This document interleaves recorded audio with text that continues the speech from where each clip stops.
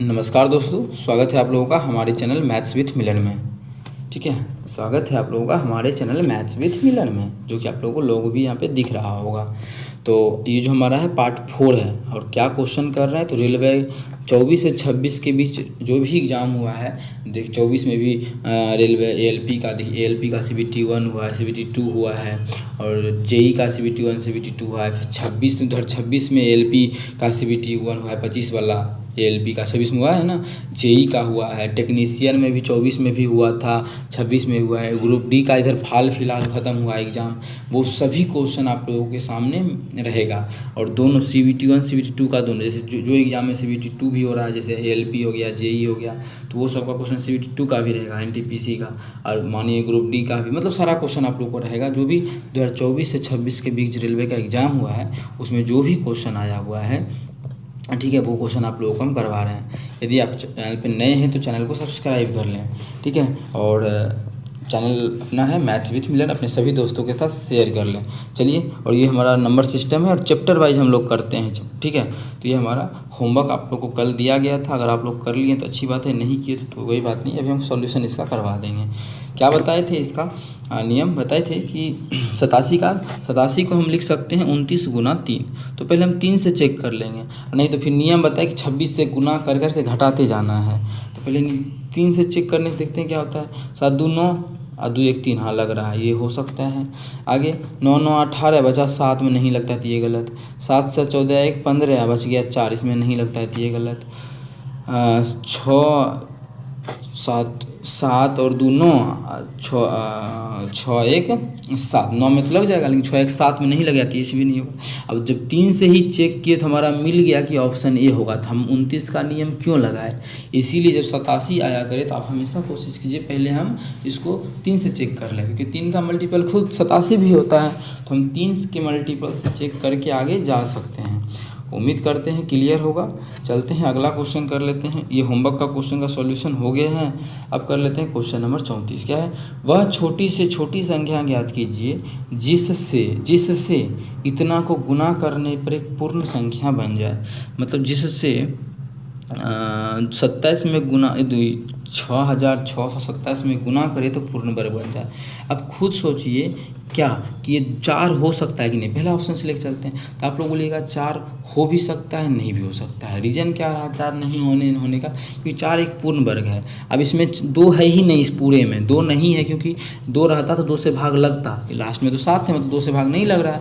मतलब इसमें अगर 4 से गुना करेंगे तो हो सकता है पूर्ण वर्ग हो, लेकिन ये पूर्ण वर्ग तभी होगा जब ये पूर्ण वर्ग पूरे होगा तब। ये पूर्ण वर्ग हमारा नहीं हो सकता, क्योंकि लास्ट में 7 है, तो ये पूर्ण वर्ग नहीं है, ठीक है। ये पूर्ण वर्ग हमारा है ही नहीं, तो मतलब इसमें 4 से गुणों करने से पूर्ण वर्ग नहीं होगा, ठीक है। ये तो ख़त्म ही हो गया।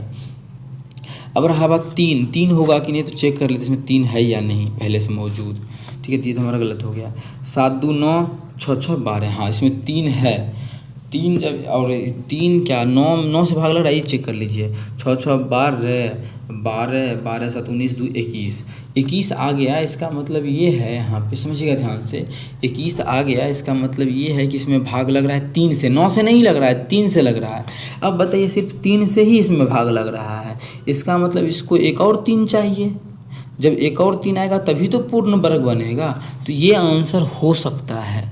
अब आगे पहले हम 11 को भी एक बार चेक कर लेते हैं। 7 11 से देखते हैं इसमें भाग लग रहा है कि नहीं। तो कहिए पूर्ण वर्ग होने के लिए 100 नंबर 2 को चाहिए। हम देखिए 3 1 को इसमें था, क्योंकि 3 से भाग लग रहा है, तो एक और 3 दे दिए। अब हम चेक कर लेते हैं इसको पहले कि 11 से लग रहा है, तो 6 2 8, कलर कर लेते हैं चेंज लाल, 6 2 8 और 7 7 13, 8 में से 13 ना इसमें लगेगा नहीं, ये 11 है ही नहीं। 7 से 7 9 63, 3 और 2 32, 7 चौक 28, 4 और 7 नहीं, इसमें भी नहीं, इसमें 7 भी नहीं है, 11 भी नहीं है। तो एगो है ही नहीं, तो दूसरा से कैसे हम गुना कर दे। इसमें मौजूद एगो रहता तब ना एक और दे देते, तो पूर्ण वर्ग बन जाता। मतलब इसमें 3 एगो मौजूद था, एक और 3 दे देंगे तो पूर्ण वर्ग हो जाएगा। जैसे देखिए 9 में ही 2 को 3 है। पूर्ण वर्ग होने के लिए कोई भी चीज़ जोड़ा में चाहिए, तो इसमें एगो 3 था, तो जोड़ा लगाने के लिए दूसरा 3 दे के आंसर टिक कर दिए हैं। चलिए क्वेश्चन नंबर कर लेते हैं 35। क्वेश्चन नंबर 35 में हमारा है कि इतना में कौन सी सबसे छोटी संख्या से जोड़ी जाए कि योगफल 38 से पूर्णतः भाग लग जाए, पूर्णतः विभाज्य हो। तो क्या है, 2 5 5 2 5 5 और 3, इसमें क्या जोड़ दें कि 38 से पूरी भाग लग जाए। अच्छा, आप लोग ये कॉमन सेंस लगा सकते हैं, 38 से भाग लगने का मतलब है कि 2 और 19 दोनों से भाग लगेगा, मतलब 2 से भी पूरी भाग लगना चाहिए और 19 से भी पूरी भाग लगना चाहिए। 2 से भी पूरी भाग लगना चाहिए और 19 से भी पूरी भाग लगना चाहिए, तब होगा क्या। अब देखिए, पहला बात, 2 से तभी भाग लग सकता है जब इकाई अंक पे कितना हो जाए, इकाई अंक पे सम संख्या आ जाए। अब देखिए, अगर 3 जोड़ेंगे 3 3 6, हाँ आ जाएगा। 2 जोड़ेंगे 1 जोड़ेंगे 2 1 4, हाँ ये आ रहा है। अगर 2 जोड़ते हैं इकाई अंक पे 2, यहाँ पे इकाई अंक पे क्या है 3 है, तो 3 2 5, तो 2 से तो भाग नहीं लगेगा ये जोड़ने के बाद। 8 जोड़ेंगे तो 8 3 11, इकाई अंक पे 1 आ रहा है, तो 2 से भाग नहीं लगेगा 18 जोड़ने के बाद हो, तो ये दोनों तो कट हो गया। अब रहा बात इस दोनों में क्या होगा, मेन तो यही बात रहा, क्या कि इस दोनों में तो दोनों आ रहा है। अब दोनों को हम फटाफट करते क्या है, 19 के विभाज्यता का नियम लगाना पड़ेगा, और नहीं लगाना है नियम तो फटाफट हम लोग क्या करेंगे, इसको चेक कर लेंगे जोड़ के। इससे पहले हम 21 इसमें जोड़ेंगे तो हो जाएगा यहाँ पे 4 हो जाएगा, सॉरी 4 7 5 5 और 2।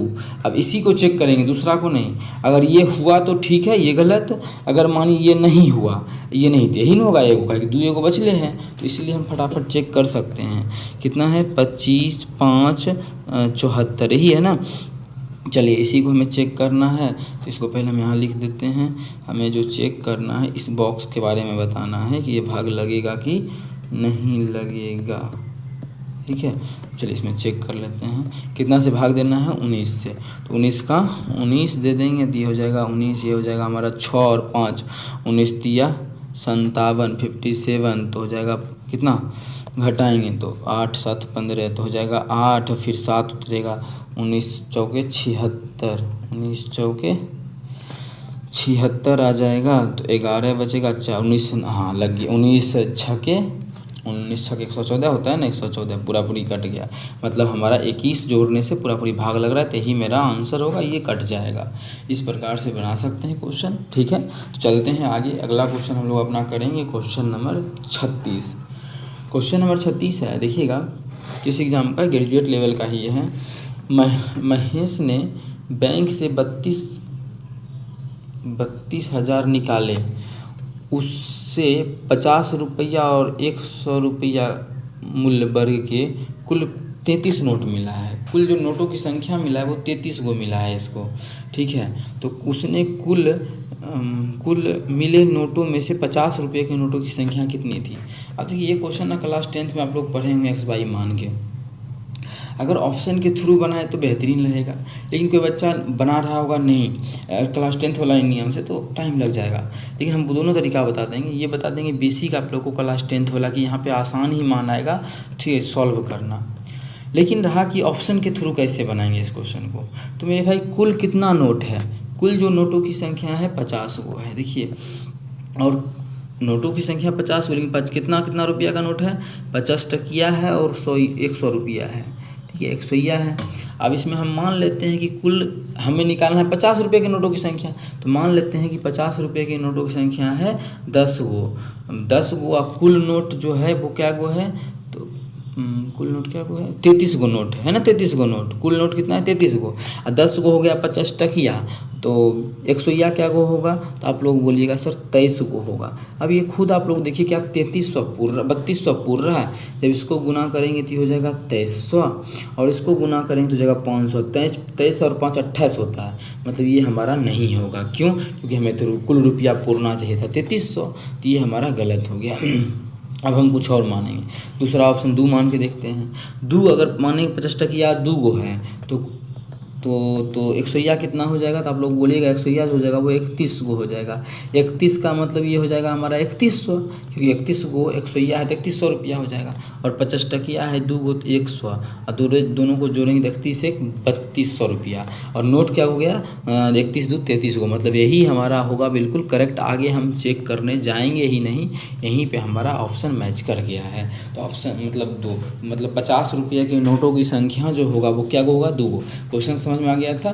कोई आदमी बैंक गया जिसमें कि 50 रुपये और 100 रुपये का कुल नोट उसको मिला, तो और कुल उसको 3200 रुपया निकालना था, और कुल नोटों का जो संख्या था 33 गो था, उसमें उसको क्या गो 50 टकिया मिला ये बताना था। तो ऐसे कैसे बनाते, मतलब बेसिक से देखिए, मान लेते कि 50 रुपये का 100 गो नोट है और 100 रुपये का क्या गो 22 गो नोट है।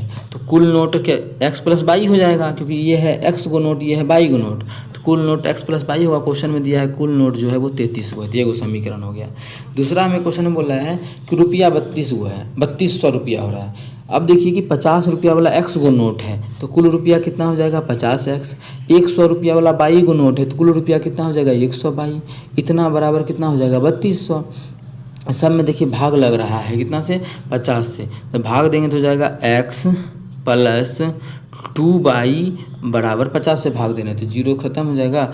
5 6 के 30, 5 6 के 30, 5 6 के 20, 64 आ गया। बस इसको सॉल्व करना है।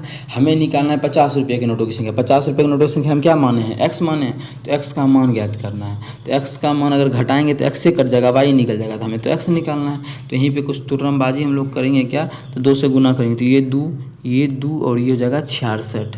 अब घटाएंगे तो ये कट जाएगा माइनस माइनस में, तो बचेगा, घटाएंगे तो x बराबर इधर घटाएंगे तो 2 आ जाएगा। तो इस तरीक़ा से भी चाहें तो आप लोग निकाल सकते हैं। तो 50 रुपये की नोटों की संख्या 2 गो हो जाएगा। तो जैसे आप लोग को सही लगे उस तरह से बनाइए, लेकिन क्वेश्चन को बनाना है कम समय में। चलते हैं अगला क्वेश्चन हम लोग करेंगे, क्वेश्चन नंबर 37। क्या, जब किसी संख्या के 1/3 में 10 की वृद्धि की जाती है, कोई संख्या है मानिए x, उसका 1/3 मतलब इतना गुना 1/3, तो एग्जाम में इतना लिखना ही नहीं है, ठीक है। क्या करना है वो समझिए, लेकिन फिर भी किसी को बनाना हो, क्योंकि बहुत आसान क्वेश्चन है। तो इसके लिए क्या करेंगे, किसी संख्या मतलब x का 1/3 मतलब 1/3 यही नहीं, इसी चीज़ को हम लिख दिए। किसी संख्या के 1/3 में 10 की वृद्धि की जाती है, मतलब 10, जब किसी संख्या का 1/3 इतना ही होगा ना, जब इसमें हम 10 बढ़ा देते हैं, मतलब 10 बढ़ा दिए तो संख्या जो हो गया तो 65 हो जाता है, 65। तो देखिए, तो x/3 बराबर कितना हो जाएगा, घट के उधर 55। तो हमसे क्वेश्चन पूछा कि संख्या के अंकों का योग कितना होगा, x बराबर कितना होगा, 5 × 15, 5 × 15 16, तो 6 × 5 11 1 12, जो कि हमारा ऑप्शन नंबर डी में है। तो ऑप्शन डी इस क्वेश्चन का बिल्कुल। और दूसरा तरीका, इस क्वेश्चन को हम अगर रेशियो मेथड से बनाते तो कैसे बनाते, समझिएगा रेशियो मेथड से कैसे बनाते हैं, ठीक है। रेशियो मेथड, क्योंकि x मानना छोटा सा क्वेश्चन था तो x भी मान सकते हैं, दिमाग को थोड़ा अस्थिर रखना है एग्जाम में। लेकिन फिर भी किसी को मानना हो तो किसी संख्या का 1/3, मतलब संख्या का 1/3 का मतलब क्या हुआ, यदि संख्या 3 है तो उसका 1/3 मतलब 1। अब देखिए संख्या हम लोग कितना मान लिए हैं, 3 मान लिए हैं, मतलब जो हम बोला है अंकों का योगफल, मतलब उसमें 3 से भाग लगेगा, तो जब संख्या में 3 से भाग लग रहा है तो उसके अंकों के योगफल में भी 3 से भाग लगेगा। मतलब ये और ये तो पहले ही हम काट देते हैं, हाँ ये दोनों में फंस जाते हैं कि कौन सा होगा। अब हम बनाते हैं क्वेश्चन को। बोला है जब संख्या में 10 वृद्धि कर, संख्या की 1/3 का मतलब हम कितना मान लिए 1/3 को 1/3 हमारा 1 हो गया। जब इसमें 10 बढ़ाएंगे तो 65 होगा, और नहीं बढ़ाएंगे तो 55 रह जाएगा। मतलब संख्या कितना है 55 है, मानिए नहीं बढ़ाए तो 55 ही रहेगा, 10 बढ़ाते हैं तब 65 होता है, और नहीं बढ़ाते तो 55 ही रह जाता है।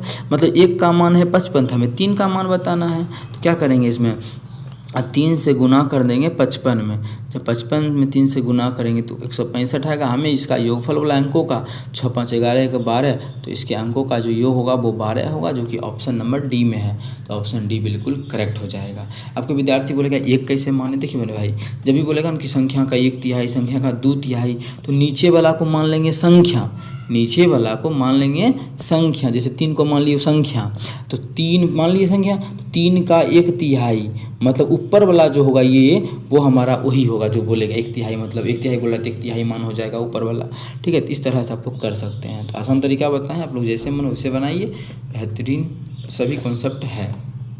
अब देखिए क्वेश्चन है कि 8 पेन और 10 पेंसिल की कीमत 132 है। यदि एक पेन की कीमत 2 रुपया कम हो जाती है और एक पेंसिल की कीमत 7 रुपया बढ़ जाती है तो 17 पेन और 6 पेंसिल का कीमत 136 हो जाता है। क्वेश्चन में पूछा है तो 12 पेन और 9 पेंसिल की मूल कीमत क्या है। 12 पेन और 9 पेंसिल की मूल कीमत। अब देखिए इसको हम एक्स बाई मान के बनाएंगे तो काफ़ी टाइम लगेगा। अंडर ग्रेजुएट का क्वेश्चन है ये, जो कि पूछा गया है अगस्त में 25 में, ठीक है, मतलब इधर ही जो ख़त्म हुआ है अगस्त। अब बनाए कैसे क्वेश्चन को। अच्छा, क्वेश्चन हमें निकालना क्या है, 12 पेन और 9 पेंसिल और 9 पेंसिल, तो पीसी लिख देते हैं, पेंसिल ही निकालना है ना। आप लोग खुद देखिए, इसमें कुछ कॉमन आ रहा है, हम देखिए ऑप्शन के थ्रू आने का कोशिश करेंगे। 3 कॉमन आ रहा है तो बच जाएगा 4 पेन अब प्लस 3 पेंसिल। हमें तो यही निकालना है, जितना भी मानिए 4 पेन और 3 पेंसिल का दाम निकाल देंगे और दोनों को जोड़ को में कितना 3 से गुना कर देंगे, मतलब वही तो हमारा हो जाएगा। मतलब जो भी आंसर होगा वो 3 का मल्टीपल होगा। तो हम ऑप्शन से चेक करते हैं, अगर ऑप्शन नहीं फंसा तो फिर बेसिक से वही तरीका है, निकालना पड़ेगा। तो 8 3 11 1 12 जब हुआ तो ये हो सकता है क्योंकि 3 से भाग लग रहा है। और ये 4 1 5 3 8 नहीं होगा, ये 5 3 8 1 9, हाँ ये हो सकता है। 6 3 9 1 10 ये नहीं हो सकता है। अब हम 2 ऑप्शन में फंस गए कि अब होगा क्या, 138 होगा कि 143 होगा। मेन बात यहाँ पे फंसने लगा। अब क्या किया जाना चाहिए, तो अब तो हमें बनाना ही पड़ेगा। फिर भी हम पैर फेंकेंगे, हम लोग कोशिश करेंगे कि रास्ते में इसका आंसर निकले। क्या 8 पेन और 10 पेंसिल, तो हम पेन को मान लेते हैं के, ठीक है, के से कलम हो जाएगा, सही रहेगा। और पेंसिल को पी मान लेंगे, सही रहेगा ना। तो के मान लेते हैं कलम, पी मान लेते हैं पेंसिल, ठीक है। अब बनाना है तो फिर भरना पड़ेगा। 2 ऑप्शन में तो हम लोग लटक गए हैं, तो इसके लिए बनाना बेहद ही ज़रूरी है। तो इसको के और इसको पी। क्वेश्चन में क्या है, 8 पेन। अब देखिए हम यहाँ पे नहीं लिखते हैं, यहाँ पे लिखते हैं 8 पेन और 10 पेंसिल, 8 पेन को हम पेन, 8 कलम 10 पेंसिल का जो दाम दिया है 132 दिया है। अच्छा, 2 से तो भाग लग रहा है इस पूरे में, तो हो जाएगा 4 के प्लस 5 पी बराबर, उसमें भी 2 से भाग देंगे तो 6 दूना 12, 6 दूना 12 1 13, ठीक है। तो आ गया 66, ठीक है। ये हमारा हो गया फर्स्ट इक्वेशन। इसमें कोई दिक्कत आप लोगों को नहीं होना चाहिए। आगे बोला है कि यदि पेन, ये जो माने हैं कि इसका कीमत मान लिए हैं कि 12 को कलम का एगो कलम का कीमत के रुपया है और एगो पेंसिल का कीमत पी रुपया है, ये मान लिए हैं, ठीक है। तभी न मानिए 12 को कलम चाहिए तो 12 से गुना कर दिए, एगो कलम के दाम में तो 12 के हो गया और एगो पेंसिल के दाम में गुना कर दिए तो 12 क्या, ये 9 क्या हो गया, पेंसिल हो गया, 9 पेंसिल का दाम हो गया। अब यहाँ से ये समझिएगा कि क्वेश्चन में बोला कि दाम घट रहा है और बढ़ रहा है। पेन की कीमत 2 रुपये कम हो जाती है, पहले के था तो अब जो है पेन का कीमत हो गया के माइनस 2, एक कलम का कीमत है। और आगे बोला है और पेंसिल की कीमत 7 रुपये बढ़ जाती है, तो पी का कीमत जो है 7 रुपये बढ़ गया है तो बढ़ा दिए। तब जाके बोला है 17 पेन, तब इसमें 17 से गुना करेंगे, 17 पेन का दाम हो गया प्लस, फिर आगे बोला 9 पेंसिल, तब इसमें 9 से गुना करेंगे तो 9 पेंसिल, नहीं सॉरी 17 पेन और 6 पेंसिल का चाहिए, सॉरी 6 पेंसिल का, तो 6 से गुना करेंगे तब हमारा जो बोल रहा है कुल दाम हो जाता है 136, 136 रुपया होता है, 136 रुपया होता है। अब देखते हैं इसको सॉल्व करते हैं, कुछ कटेगा तो नहीं। तो हो जाएगा ये 17 के माइनस 17 दूना 34 प्लस 6 पी प्लस 6 नंबर 6 के 42 ना, तो प्लस 6 के 42 बराबर 136। तो बचेगा 17 के प्लस 6 पी बराबर, पहले इस दोनों को हम यहाँ पे जोड़ेंगे तो कितना हो जाएगा इस दोनों को, तो हो जाएगा 6 4 2 8 और 8 उधर जाके घट जाएगा, तो 36 में से 8 गया तो कितना हो जाएगा 128। तो ये हमारा मान आ गया 17 गो कलम और 6 गो पेन, इसका जो दाम आ गया वो 128 रुपया आ गया। बस अब हमें मान ज्ञात करना है, एक का भी मान निकले तो फिर मज़ा है। 2 ऑप्शन तो हम लोग लटके थे इसलिए सॉल्व करना पड़ रहा है। आखिर अब क्या करना चाहिए, कितना से गुना करें कि कट जाइए अब ये। तो हमें पहले किसका मान निकालना आसान रहेगा, 6 पच्चे 30, 6 पच्चे 30 बना देते हैं। 30 बनाने के लिए समझिएगा क्या करना पड़ेगा, इसको छोटा कर लेते हैं। 30 बनाने के लिए अगर हम इसको 30 बनाते हैं तो कितना 6 से गुना करेंगे तो 6 चौके 24 के अब प्लस 6 पच्चे 30 पी बराबर 6 से गुना करेंगे तो छता के 36 के 6 बाकी 3 छता के 36 है 3 39 और इसमें गुना करेंगे 5 से 17 बचे 85 के प्लस 5 6 के 30 पी बराबर इसमें 5 से गुना करेंगे तो 45 के 0 बाकी 4 12 25 60 4 4 64। अब देखिए इसको घटा लेते हैं। जैसे ही घटाएंगे तो माइनस माइनस माइनस ये कटेगा। अच्छा ये इधर माइनस नहीं करते, फालतू का माइनस में आ जाएगा तो उधर क्या ऊपर का हम माइनस कर देते हैं, घटाना ही है ना, ये करते हैं। इसको घटाएंगे तो हमारा आ जाएगा 61x बराबर ये जो मान आ जाएगा 4 और 8 में 4 गया 4 4 2 4 4 244 और हम लोग जानते हैं कि 61 चौके 61 चौके 4 आ गया x का मान। तो यहाँ से y का मान हम कहाँ से निकालने, कौन सा पहला इक्वेशन बहुत आसान था ना, इससे निकाल लेते हैं y का मान। तो यहाँ से क्या x नहीं k निकला ना, ये हमारा k था, सॉरी ये हमारा जो है k है। तो यहाँ पे रख देंगे तो 4 चौक 16 तो 5 p बराबर 16 उधर जाके घट जाएगा तो हो जाएगा कितना 66 है ना, 16 घटाएंगे 10 6 घटाएंगे 60 50 हो जाएगा और भाग करेंगे तो पेंसिल का दाम आ गया 10। अब निकाल देना है हमें चाहिए इसी का ना 4 के मतलब 4 गुना के का मान है 4 प्लस 3 गुना पेंसिल का मान है 10 तो 16 10 30 16 10 30 16 46 है, इसमें 3 से गुना करेंगे तो 6 3 18 इकाई अंक पे 8 एक ऑप्शन में है, ऑप्शन पहला बिल्कुल करेक्ट हो जाएगा। तो अगर क्वेश्चन में तो ऑप्शन वैसा हो जाए कि 3 से भाग लगने वाला ज़्यादा ऑप्शन मिल रहा है तो फिर हमें थोड़ा सा बनाना ही पड़ेगा। तो उसके लिए आप लोगों का बेसिक भी मौजूद हो जाना चाहिए कि हाँ निकाल सकते हैं, ठीक है। अदरवाइज और कुछ दिमाग लगाते तो हमें एक मान निकालने के बाद एक मान निकाले दूसरा मान तो आसानी होता है निकालना, नहीं तो एक मान निकालने के बाद भी आंसर को क्लिक किया जा सकता था। इसके अलावा और कोई यहाँ पे तो नहीं लगता दिमाग उमाग, अगर लगता तो फिर हम बता देते। क्वेश्चन में निकालना था 12 पेन और 9 पेंसिल और दिया हुआ था 17, इधर निकालना था 17 पेन और दाम घटने के बाद 17 पेन और इतना का 8 पेन और 10 पेंसिल का 132 था। नहीं अब निकाल लीजिए क्योंकि 2 ऑप्शन पे तो लड़ाई हो ही गया तो फिर आगे बनाना था। आगे है 2 क्रमागत विषम प्राकृत संख्याओं के वर्गों का योग 394 है तो संख्याओं का योग पूछा है। 2 क्रमागत है, 2 क्रमागत विषम प्राकृत संख्या है, 2 क्रमागत विषम संख्या। अब मानिए एगो 3 है दूसरा कितना होगा 5, तो 3 और 5 तो पता नहीं है, मतलब एगो x है तो दूसरा हो जाएगा x + 2। ऑप्शन के थ्रू निकालेंगे इसको, समझिएगा अगर निकले तो। बोला दोनों के वर्गों का योग, मतलब x का भी वर्ग कर देंगे और इस संख्या का वर्ग कर देंगे x + 2 का, तो दोनों के वर्गों का योग जो हो जाएगा वो हमें दिया है 394।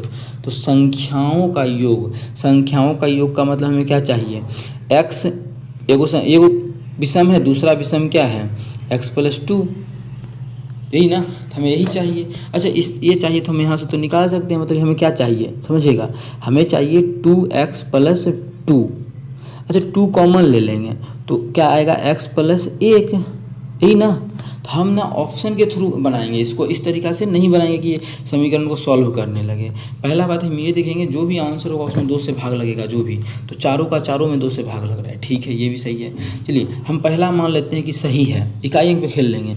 अगर मानिए इसमें से 2 कॉमन ले लेंगे तो इसका मतलब 24 था ना, हम 24 को मान रहे हैं तो 24 को क्या लिख सकते हैं 2 × 12, 12 मतलब 11 + 1, इस फॉर्म में बैठा रहे हैं। इस फॉर्म में जब भी बैठाए तो x का मान आ गया हमारा 11। देखते हैं 11 का स्क्वायर प्लस 11 2 13 का स्क्वायर, इकाई अंक करेंगे तो इसका आएगा 1, इसका आएगा 3 3 9 9 1 10, मतलब ये वाला हमारा नहीं हो सकता है, ठीक है, ये मान हमारा नहीं होगा। तो अब दूसरा ऑप्शन रखेंगे, तो चलिए दूसरा ऑप्शन रख लेते हैं।